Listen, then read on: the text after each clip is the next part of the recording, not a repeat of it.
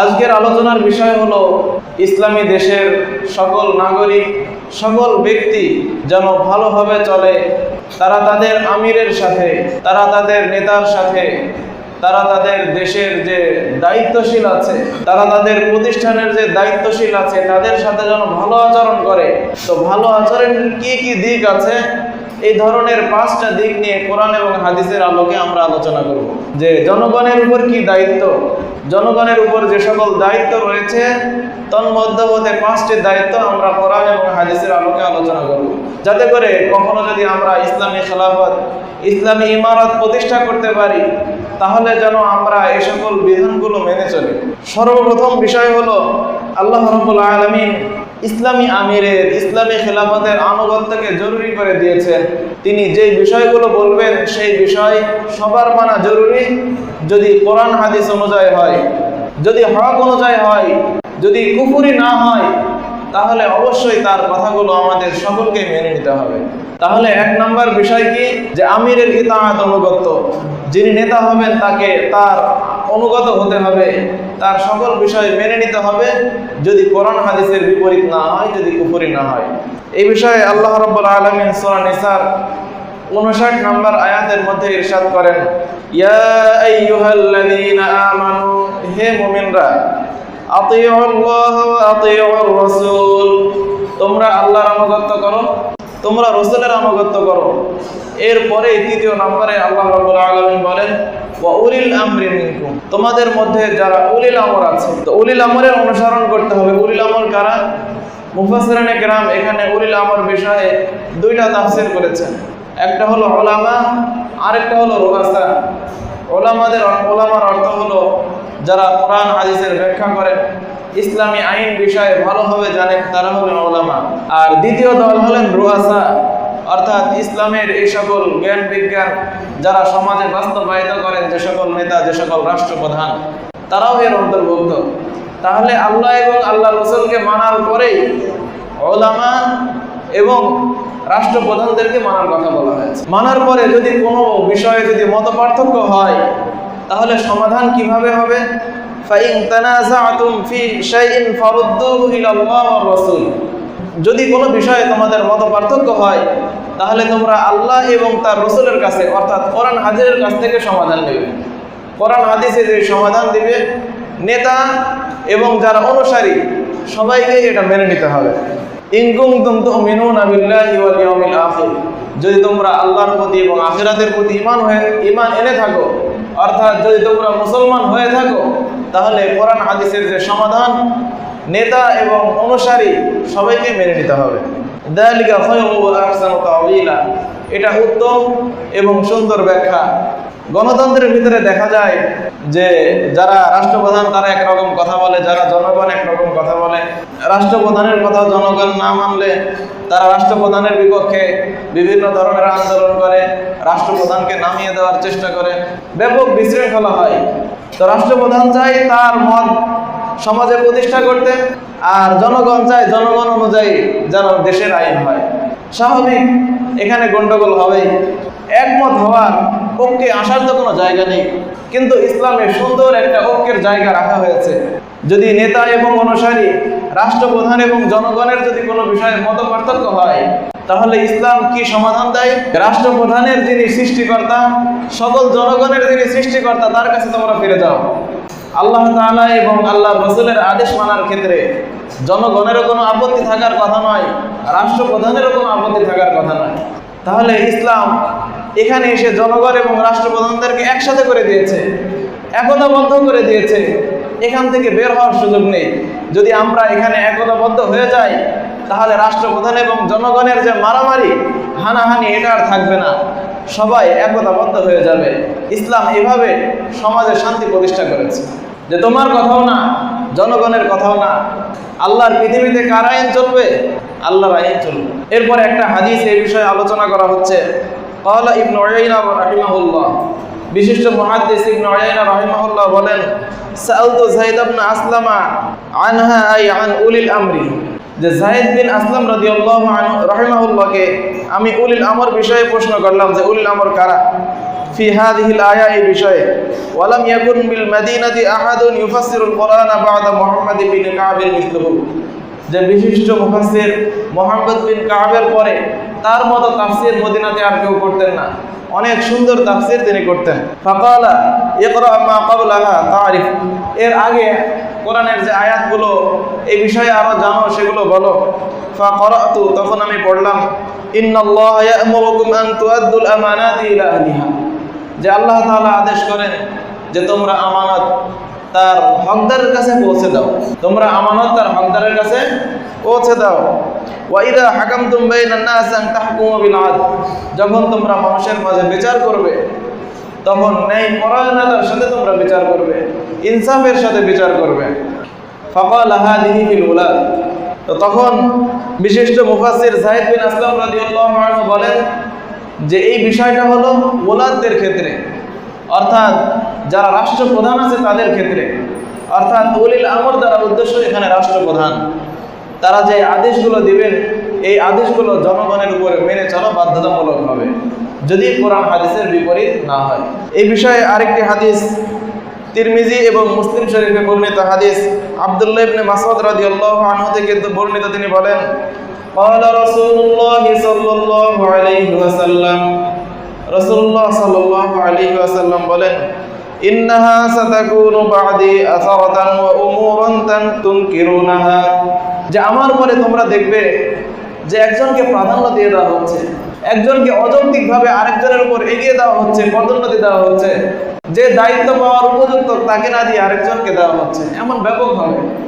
উমুরান তুনকিরুনাহা, এবং অনেক বিষয় এমন হবে যে বিষয়গুলো তোমরা অপছন্দ করবে, কিন্তু রাষ্ট্রপ্রধানরা এগুলো করেই যাবে, এগুলো ছাড়বে না। ক্বালু ইয়া রাসূলুল্লাহ, সাহাবায়ে কেরাম প্রশ্ন করলেন, হে আল্লাহর রাসূল, যে কাইফা তা'মুরুনা মান আদরাকা মিন্না যালিক, আমাদের কেউ যদি এমন যুগে আসে, অর্থাৎ আমাদের জীবিত থাকা অবস্থায় যদি এমন যুগ চলে আসে, তখন আমরা কেমন করব, কি আচরণ করব তাদের সাথে? তো নবী করিম সাল্লাল্লাহু আলাইহি ওয়াসাল্লাম বলেন, তুআদ্দুনাল হাক্কাল্লাযী আলাইকুম, তোমাদের উপর যে হক আছে সেই হক তোমরা আদায় করবে। তোমাদের উপর দায়িত্ব হলো তাদের আনুগত্য করে যাবে। তোমাদের উপর দায়িত্ব হলো তাদের পিছনে নামাজ পড়া, নামাজ পড়তে থাকবে। তাদের সাথে শত্রুর বিপক্ষে লড়াই করতে থাকবে। তোমাদের আরো দায়িত্ব আছে যে তোমাদের যাকাত সমূহ তার কাছে দিবে, তারা গরিব মানুষদের কাছে বন্টন করবে। এই সকল দায়িত্ব তোমরা আদায় করে যাবে। তোমাদের আরো দায়িত্ব আছে, সেটা হলো দেশকে ভালোবাসা, দেশের জন্য যেটা ভালো সেটা করা, এই কাজ তোমরা করতে থাকবে। তাহলে তোমাদের উপর যে দায়িত্ব, এই দায়িত্ব তোমরা আদায় করতে থাকবে। ওয়াতাসআলুনাল্লাহা আল্লাযী লাকুম, এবং তোমাদের যে হক রয়েছে, তোমাদের যে অধিকার রয়েছে, এই অধিকারটা আল্লাহ রাব্বুল আলামিনের কাছে চাইবে। জালেমদের কাছে অধিকার চাইতে গেলে জালেমরা অধিকার দেয় না, আরো ব্যাপক ঝামেলা হয়। তাদের কাছে যাওয়ার দরকার নেই। অধিকার যিনি দিতে পারেন তিনি কে? আল্লাহ। তোমরা আল্লাহর কাছে অধিকার চাইবে। জনগণের কাছে অধিকার চাওয়া অথবা রাষ্ট্রপ্রধানের কাছে অধিকার চাওয়ার দরকার নেই, সে তো জালেম হয়ে গেছে। হাদিসটি তিরমিজি শরীফের 2190 নম্বর হাদিস এবং মুসলিম শরীফের 4881 নম্বর হাদিস। তাহলে এই আয়াত এবং হাদিসের মাধ্যমে আমরা জানলাম যে রাষ্ট্রের প্রত্যেক নাগরিকের উপর, ইসলামী রাষ্ট্রের প্রত্যেক নাগরিকের দায়িত্ব, যদি রাষ্ট্রপ্রধান মুসলিম হয় এবং কোনো কুফরি কাজ না করে, তাহলে মুসলমানদের দায়িত্ব হলো তার সকল বিধান, তার দিক নির্দেশনা মেনে চলা, তার আনুগত্য করা তাদের উপরে জরুরি। দ্বিতীয় বিষয়, এই আমিরের পিছনে নামাজ পড়া এবং আমির যাদের বিপক্ষে লড়াই করে তাদের সাথে লড়াই করা, এটাও মুসলমানদের উপরে জরুরি, ইসলামী রাষ্ট্রের জনগণের উপরে জরুরি। তো এই বিষয়ে বুখারী শরীফের 171 নম্বর হাদিস আছে যে উবাইদুল্লাহ ইবনে আদি ইবনুল খিয়াব তিনি বলেন যে তিনি ওসমান বিন আফফান রাদিয়াল্লাহু আনহুর কাছে প্রবেশ করলেন যে অবস্থায় তিনি বন্দী ছিলেন। অর্থাৎ ওসমান রাদিয়াল্লাহু আনহুকে যে অবস্থায় বন্দী করে রাখা হয়েছিল, শত্রুরা বন্ধ করে রেখেছিল, ওই অবস্থায় ওনার কাছে তিনি গেলেন এবং বললেন, ইন্নাকা ইমামু আম্মাতিন, আপনি তো সবার ইমাম, সবার নেতা, আপনাকে এভাবে বন্দী করে রাখা হয়েছে। ওয়া নাযালা বিকা মা নারা, আপনার উপর এমন বিপদ এসেছে যা আমরা দেখতেছি, যে আপনাকে ঘরের ভিতরে বন্দী করে রাখা হয়েছে, আপনি মসজিদে যেতে পারতেছেন না, নামাজ পড়াইতে পারতেছেন না, আবার জনগণকে যে দিক নির্দেশনা দেওয়ার, পরিচালনা করার, সেটাও আপনি করতে পারতেছেন না। ওয়া ইউসাল্লি লানা ইমামু ফিতনাতিন, কিন্তু মসজিদে নামাজ পড়াচ্ছে ফিতনার যারা ইমাম, অর্থাৎ যারা ফিতনা করেছে, বিশৃঙ্খলা করতেছে, তারাই মসজিদে নামাজ পড়াচ্ছে। ওয়া নাতাহাররাজু, তো তাদের পিছনে নামাজ পড়তে আমরা অপছন্দ করতেছি। ফাকাল, তখন ওসমান রাদিয়াল্লাহু আনহু বললেন যে আসসালাতু আহসানু মা ইয়ামালুন নাস, মানুষরা যে সকল আমল করে সবচেয়ে উত্তম আমল কি? নামাজ। ঈমানের পরে মুসলমানের উপর সবচেয়ে বড় দায়িত্ব হলো কি আদায় করা? নামাজ আদায় করা। তাহলে মানুষ যত আমল করে তার মধ্যে সর্বোত্তম আমল হলো নামাজ। ফাইদা আহসানান নাসু ফাহসিন মাআহুম, তো তারা যখন ভালো আমলই করতেছে তাহলে তোমরাও তাদের সাথে কি করো? ভালো আমল করো। ওয়াইদা আসাউ ফাজতানি বিসাআতাহু, কিন্তু যখন তারা খারাপ কাজ করবে তখন তোমরা তাদের খারাপ কাজের থেকে বিরত থাকবে। তো ওসমান রাদিয়াল্লাহু আনহু এখানে বুঝিয়েছেন যে ওসমান রাদিয়াল্লাহু আনহুকে হটিয়ে দিয়ে যারা দায়িত্বে এসেছে তারা তো ফিতনা করতেছে, কিন্তু যেহেতু দায়িত্বে এসে গেছে তাহলে তাদের পিছনে নামাজ পড়তে হবে। বলা যাবে না যে তারা যেহেতু নামাজ পড়াচ্ছে তার পিছনে আমরা নামাজ পড়বো না, আমরা বাড়িতে যেয়ে নামাজ পড়বো। এটার দরকার নেই। তারা খারাপ কাজ করতেছে, এটা তাদের আমল নামায় যাবে, কিন্তু জামাতের সাথে তাদের পিছনে নামাজ পড়া এটা আমার দায়িত্ব, এই দায়িত্ব আমাকে আদায় করতে হবে। তাহলে এর দ্বারা বোঝা যায়, ওসমান রাদিয়াল্লাহু আনহু থেকে বর্ণিত এই হাদিস দ্বারা বোঝা যায় যে দায়িত্বশীল যত খারাপই হোক, যত গুনাহগারই হোক, যদি কাফের না হয় তাহলে তার পিছনে নামাজ পড়তে হবে। তাহলে বুখারী শরীফের এটা হলো 171 নম্বর হাদিস। জনগণের উপর তৃতীয় দায়িত্ব হলো জনগণের মাঝে বিভক্তি তৈরি না করা। জনগণের মাঝে বিভক্তি তৈরি হলে কখনো দেশে শান্তি আনয়ন করা সম্ভব নয়। গণতান্ত্রিক দেশগুলোতে এটা বড় সমস্যা। এটা খুবই মারাত্মক বিষয় যে জনগণকে ভাগ করে রাখা হয়। কেউ 71 সালের নামে বিভিন্ন মতবাদ তৈরি করে একদল হয়ে গেছে, কেউ 75 সালের বিভিন্ন মতবাদ তৈরি করে আরেক দল হয়ে গেছে, কেউ 81 সালের 80 সালের বিভিন্ন মতবাদ তৈরি করে আরেক দল হয়ে গেছে, কেউ 47 সালের বিভিন্ন মতবাদ তৈরি করে আরেক দল হয়ে গেছে। একদল চায় না আরেক দলের লোক তাদের নেতা হোক। যতদিন নেতা থাকবে ততদিন বদনাম করতেই থাকবে, বদনামের শেষ নেই। তাহলে জনগণকে এভাবে পৃথক করে ফেলা এটা ইসলামী মন মেজাজ নয়। ইসলামী দেশ রাষ্ট্র এটাকে কখনো পছন্দ করে না। ইসলাম চায় সবাই একতাবদ্ধ হয়ে থাকবে, এক নেতার অধীনে থাকবে। এভাবে ভিন্ন করে ফেলা, আলাদা আলাদা করে ফেলা, প্রত্যেক পরিবারে দ্বন্দ্ব লাগিয়ে দেওয়া, বাবা ছেলের মাঝে দ্বন্দ্ব, ভাই ভাইয়ে দ্বন্দ্ব, এক মহল্লা আরেক মহল্লার সাথে দ্বন্দ্ব। কেন? একদল এক এলাকা একদল করে, আরেক এলাকার লোকেরা আরেক দল করে। ব্যাপক গন্ডগোল, মারামারি, হানাহানি এবং লুট তরাজও চলতে থাকে, এবং একদল আরেক দলকে হত্যাও করে দিতে থাকে। ব্যাপক সমস্যা তৈরি হয়। তো এই বিষয়ে ইসলামী নীতি হলো যে জনগণের মাঝে বিভাজন তৈরি করা যাবে না, একতাবদ্ধ হয়ে থাকতে হবে। যদি এক হয়ে এক প্রাণের মতো, এক শরীরের মতো যদি আমরা থাকি, কোনো শত্রু যত বড়ই হোক আমাদেরকে ঘায়েল করতে পারবে না। আর আমরা যদি অনেক বড় দেশ হওয়ার পরেও যদি আমাদের অনেক দল উপদলে বিভক্ত হয়ে যায় তাহলে যে কোনো দেশ আমাদেরকে ঘায়েল করে ফেলবে। আমাদেরই এক পক্ষকে তাদের সাথে নিয়ে তাদেরকেই আমাদের বিপক্ষে লাগিয়ে দিয়ে আমরা ভাই ভাই মারামারি করে শেষ হয়ে যাব। তাহলে ইসলাম কি বলে? জনগণকে একতাবদ্ধ হয়ে থাকতে হবে। তাদের মাঝে কখনো ডিভাইড করা, তাদের মাঝে পৃথক করা, বিভাজন করা, এটা কখনো তৈরি করা যাবে না। এ বিষয়ে সূরা আলে ইমরানের 105 থেকে 7 নম্বর আয়াত আমরা তেলাওয়াত করতে পারি। ওয়ালা তাকুনু কাল্লাযীনা তাফাররাকু ওয়াখতালাফু মিন বা'দি মা জাআহুমুল বায়িনাত, যে তোমরা ওই সকল ব্যক্তিদের মতো হইও না যাদের কাছে দলিল প্রমাণ আসার পরেও তারা দলে দলে বিভক্ত হয়ে গেছে, পৃথক হয়ে গেছে, তারা বিভাজিত হয়ে গেছে, তারা একতাবদ্ধ নেই, তাদের মতো হইও না। উলাইকা লাহুম আযাবুন আযীম, তাদের জন্য রয়েছে বড় শাস্তি। ইয়াউমা তাবিয়াদ্দু উজুহু ওয়া তাসওয়াদ্দু উজুহ, কিয়ামতের দিন কেমন অবস্থা হবে? কিছু চেহারা পরিচ্ছন্ন হবে, উজ্জ্বল হবে, আর কিছু চেহারা কালো হয়ে যাবে। ফাম্মাল্লাযীনা আসওয়াদ্দাত উজুহুম, যাদের চেহারা সেদিন কিয়ামতের দিন কালো হবে তাদেরকে বলা হবে আকাফারতুম বা'দা ঈমানিকুম, তোমরা কি তোমাদের ঈমান আনার পরেও কাফের হয়ে গিয়েছিলে? ফাযুকুল আযাবা বিমা কুনতুম তাকফুরুন, তোমাদের কুফরির কারণে তোমরা শাস্তি ভোগ করতে থাকো। ওয়া আম্মাল্লাযীনা বিয়াদ্দাত উজুহুহুম ফাফি রাহমাতিল্লাহি হুম ফিহা খালিদুন। আর যাদের চেহারা উজ্জ্বল হবে তারা আল্লাহর রহমতে চিরস্থায়ী জান্নাতে বসবাস করতে থাকে। এই বিষয়ে আব্দুল্লাহ ইবনে মাসউদ রাদিয়াল্লাহু আনহু থেকে আরেকটি হাদিস বর্ণিত আছে, সহিহ ইবনে হিব্বানের 180 নম্বর হাদিস, যে খাত্তা রাসূলুল্লাহ সাল্লাল্লাহু আলাইহি ওয়াসাল্লাম খাত্তান বিয়াদি, নবী করিম সাল্লাল্লাহু আলাইহি ওয়াসাল্লাম হাত দ্বারা একটা লম্বা দাগ দিলেন, সোজা একটা লম্বা দাগ দিলেন। সুম্মা ক্বালা হাদা সাবিলুল্লাহি মুস্তাকিমা, এরপরে বললেন এটা হলো আল্লাহর সোজা পথ, সরল পথ।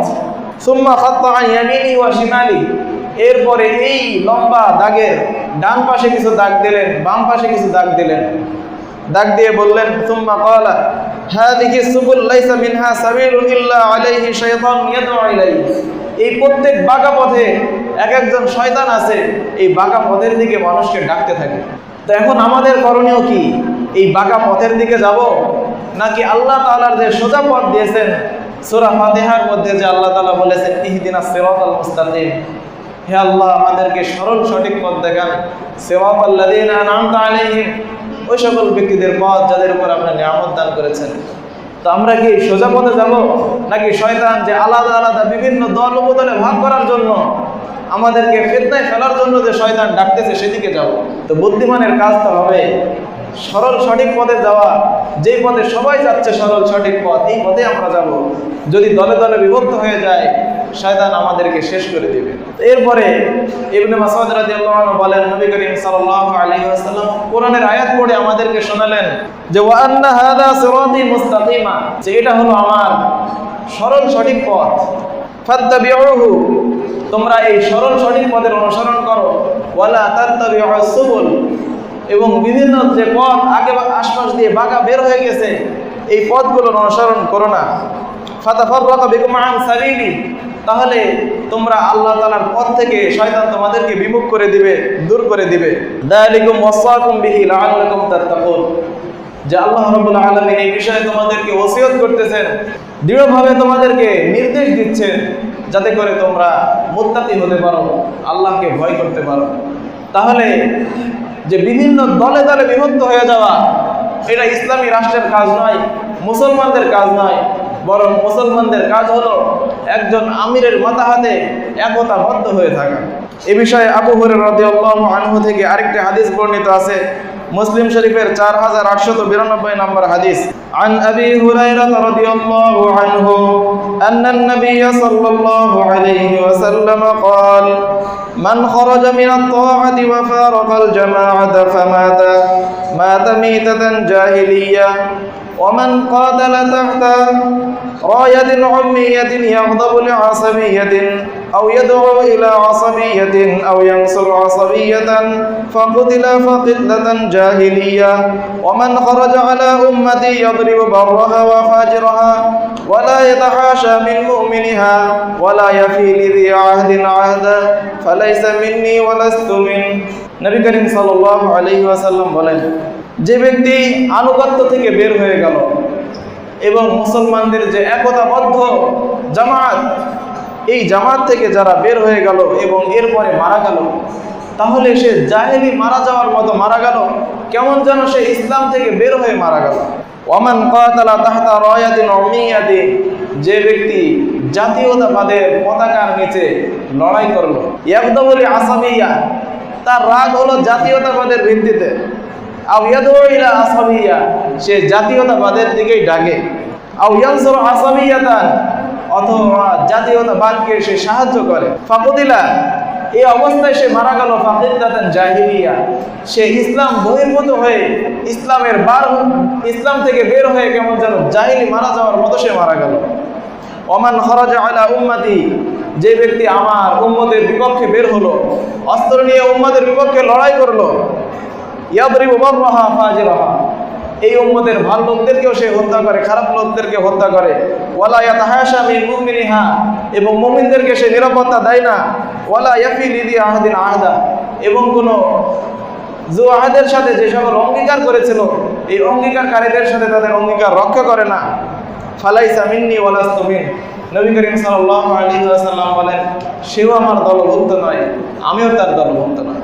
যে মুসলমানদের উপর এভাবে আক্রমণ করবে, মুসলমানকে দলে দলে বিভক্ত করে দিবে, নবী করিম সাল্লাল্লাহু আলাইহি ওয়াসাল্লাম বলেছেন সেই ব্যক্তি নবী করিম সাল্লাল্লাহু আলাইহি ওয়াসাল্লামের উম্মত নয়। তাহলে জনগণের যে তৃতীয় দায়িত্ব সেটা হলো ইসলামী রাষ্ট্রের জনগণকে একতাবদ্ধ রাখার চেষ্টা করা।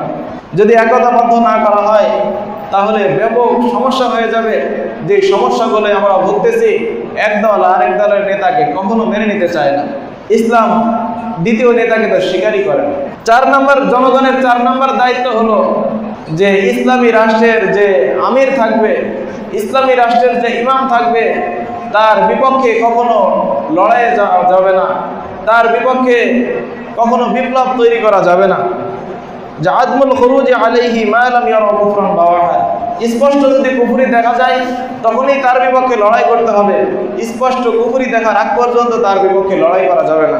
বিভিন্ন স্থানে লড়াই হয়েছে, সেখানে স্পষ্ট কুফরিও আছে, যদি স্পষ্ট কুফরি থাকে তাহলে সমস্যা নেই।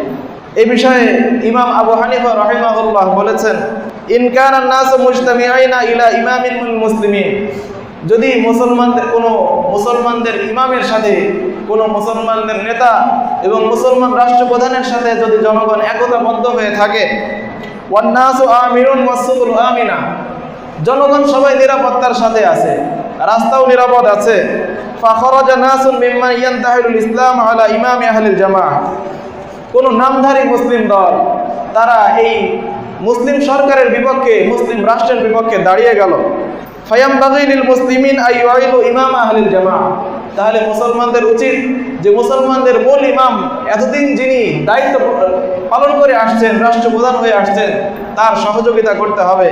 ওয়া ইল্লাম ইয়াকদিরু আলা যালিকা, আর যদি মূল রাষ্ট্রপ্রধানকে সহযোগিতা করতে নাও পারে, লাজিমু বুয়ুতাহু, তারা তাদের ঘরে থাকবে, ঘর থেকে বের হবে না। ওয়ালাম ইয়াখরুজু মাআল্লাযিনা খরাজু আলা ইমামি আহলিল জামাআহ ওয়ালাম ইউইনুহু, যারা মুসলমানের রাষ্ট্রপ্রধানের বিপক্ষে লড়াই করার জন্য বের হয়েছে তাদের সাথে বের হবে না, তাদেরকে সহযোগিতাও করবে না। এই বিষয়ে ইমাম তাহাবী রাহিমাহুল্লাহ বলেন, লা নারাল খুরুজ আলা আইম্মাতিনা ওয়া উলাতি উমুরিনা ওয়া ইন জারু, যদি কোনো ইমাম, যদি কোনো রাষ্ট্রপ্রধান মুসলিম হয়, যদিও জুলুম করে, কিন্তু তার ইসলাম যদি ঠিক থাকে, কোরআন এবং হাদিসের অনুসরণ করে, তাহলে তার বিপক্ষে বিপ্লব করা, তার বিপক্ষে গণ অভ্যুত্থান করা, এগুলো করা যাবে না। তাহলে মুসলমান রাষ্ট্রের, ইসলামী রাষ্ট্রের নেতাদের এবং জনগণের যে দায়িত্বগুলো রয়েছে, এর ভিতরে 4 নম্বর দায়িত্ব যেটা আমরা আলোচনা করলাম সেটা হলো যে ইসলামী রাষ্ট্রের সরকারের বিপক্ষে গণ অভ্যুত্থান করা, বিপ্লব করা, এটা যাবে না যদি তারা হকের উপরে থাকে। জনগণের যে 5ম দায়িত্ব সেটা হলো আন নাসিহা, কল্যাণ কামনা করা। সহিহ মুসলিমের 205 নম্বর হাদিসের মধ্যে আছে, আদ-দীন ওয়ান নাসিহা, দিন হলো কল্যাণকামিতা। তখন সাহাবায়ে কেরাম প্রশ্ন করলেন, কল্যাণকামিতা কার জন্য? তখন আল্লাহর রাসূল বললেন, ক্বালা লিল্লাহি ওয়া লিকিতাবিহি ওয়া লিরাসূলিহি ওয়া লিআইম্মাতিল মুসলিমিনা ওয়া আম্মাতিহিম, যে কল্যাণ কামনা এটা আল্লাহর জন্য, আল্লাহর কিতাবের জন্য, আল্লাহর রাসূলের জন্য এবং সাধারণ মুসলমানের জন্য, মুসলমানদের ইমামের জন্য। মুসলমানদের ইমামদের জন্য, মুসলমানদের রাষ্ট্রপ্রধানদের জন্য কল্যাণ কামনা কি, এই বিষয়ে হাদিসের বিভিন্ন ব্যাখ্যা গ্রন্থে বিশদ আলোচনা করা হয়েছে। হাফেজ ইবনে হাজার আসকালী রাহিমাহুল্লাহ সহিহ বুখারীর ব্যাখ্যা গ্রন্থ ফাতহুল বারীর মধ্যে স্পষ্ট উল্লেখ করেছেন, ওয়ান নাসিহাতু লিআইম্মাতিল মুসলিমিন, মুসলমানদের যারা রাষ্ট্রপ্রধান আছে তাদের জন্য কল্যাণকামিতা কি, যে ইয়ানাতুহুম আলা মা হুমিলুল কিয়ামা বিহি, অর্থাৎ তাদেরকে যে দায়িত্ব দেওয়া হয়েছে সেই দায়িত্বে জনগণ সহযোগিতা করা। ওয়া তামবিহুম ইনদাল গাফলা, যখন তাদের কোনো মনোযোগিতা হারিয়ে যাবে তখন মনোযোগ তৈরি করে দেওয়া। ওয়াসাদ্দু খাল্লাদিহিম ইনদাল হাফওয়া, যখন কোনো অস্পষ্টতা দেখা দিবে, অসম্পূর্ণতা দেখা দিবে, তখন তাদেরকে সতর্ক করা যে এখানে অসম্পূর্ণতা রয়েছে। ওয়া জামউল কালিমাতি আলাইহিম, জনগণকে তাদের পক্ষে একতাবদ্ধ করা। ওয়া রাদ্দুল কুলুবিন নাফিরা ইলাইহিম, যারা এই মুসলিম শাসককে অপছন্দ করে না তাদেরকে এই মুসলিম শাসকের কাছে ফিরিয়ে নিয়ে আসা, অর্থাৎ তারা যেন এই মুসলিম শাসকের বিরুদ্ধে অভ্যুত্থান না করে তাদেরকে বোঝানো, তাদেরকে ফিরিয়ে নিয়ে আসা। অমিন আযামি নাসিহাতিহিম, এই রাষ্ট্রপ্রধানদের কল্যাণকামিতার সবচেয়ে বড় দিক কি, যে দাফউহুম আনিজ যুলমি বিল্লাতি হি আহসান, যে তাদেরকে জুলুম থেকে সরিয়ে নিয়ে আসা। এই রাষ্ট্রপ্রধানেরা যদি কোনো সময় জুলুম করে, তাদেরকে বুঝিয়ে, তাদেরকে ভালো পথ দেখিয়ে সুন্দরভাবে তাদেরকে জুলুমের পথ থেকে সরিয়ে নিয়ে আসা, এটা হলো বড় কল্যাণকামিতা। ওয়ামিন জুমলাতি আইম্মাতুল মুসলিমিন আইম্মাতুল ইজতিহাদ। তো মুসলমানদের যারা রাষ্ট্রপ্রধান, এর বাইরেও মুসলমানদের কিছু ইমাম আছেন, তারা হলেন যারা ইজতিহাদ করেন, যারা মুসলিম গবেষক। তাদের বিষয়েও আমাদের দায়িত্ব পালন করতে হবে। সেটা কি? যে বাস্তু উলুমিহিম, তাদের যে ইলমগুলো আছে এগুলো প্রচার করা। ওয়া নাশরু মানাকিবিহিম, তাদের যে জীবনী রয়েছে, সুন্দর জীবনী, সাফল্যময় জীবনী, এই জীবনীগুলো মানুষের সামনে তুলে ধরা। ওয়া তাহসিন যন্নি বিহিম, তাদের সাথে ভালো আচরণ করা। তো ফাতহুল বারির মধ্যে হাফিজ ইবনে হাজার আসকালানী রাহিমাহুল্লাহ এভাবে বিস্তারিত বর্ণনা করেছেন যে আসলে যারা মুসলিম রাষ্ট্রপ্রধান রয়েছে তাদের কি কি হক আছে, তাদের কল্যাণকামিতার দিক কি কি আছে। এই বিষয়ে সর্বশেষ ফুদাইল ইবনে আয়াদ রাহিমাহুল্লাহর একটি ঘটনা দ্বারা আমি আমার আজকের আলোচনা শেষ করছি। তাকে একদিন বলা হলো যে আপনি সুলতানদের বিষয়ে কি মনে করেন? তিনি বললেন, লাউ আন্নালি দাওয়াতান মুস্তাজাবা, যদি আমাকে বলা হতো যে তোমার একটি মাকবুল দোয়া আছে, তুমি দোয়া করবা সাথে সাথে কবুল হয়ে যাবে, এই ধরনের কোনো দোয়া যদি আমি পেতাম, তাহলে আমি নিজের জন্য দোয়া করতাম না, বরং আমি দোয়া করতাম হলো মুসলিম রাষ্ট্রপ্রধানদের জন্য। ওনাকে বলা হলো, ফাসসির, আপনি আপনার এই কথার ব্যাখ্যা করুন। তিনি বললেন, ইদা জাআলতুহা ফি নাফসি লাম তাউদনি ওয়া ইদা জাআলতুহা ফি সুলতান সালাহা ফাসালাহা বিসালাহিল ইবাদ ওয়াল বিলাদ। যে যদি আমি নিজের জন্য দোয়া করি তাহলে তো আমার ভিতরেই সীমাবদ্ধ থাকলো, সাধারণ জনগণ এই দোয়ার কোনো ফলাফল পেল না। কিন্তু আমি যদি রাষ্ট্রপ্রধানদের জন্য দোয়া করি, রাষ্ট্রপ্রধানরা যদি ভালো হয়ে যায়, তাহলে দেশও ভালো থাকবে, পুরা মুসলিম জাতি ভালো থাকবে। তাহলে আমি আমার ব্যক্তিগত জন্য দোয়া করব কেন? আমি দোয়া করবো তো রাষ্ট্রপ্রধানদের জন্য। এরপরে তাকে বলা হলো যে তারা যে বিভিন্ন জুলুম করে, তো তিনি বললেন, যদি তারা কোনো জুলুম করে, জুলুমের শাস্তি তো তারা নিজেরা ভোগ করবে।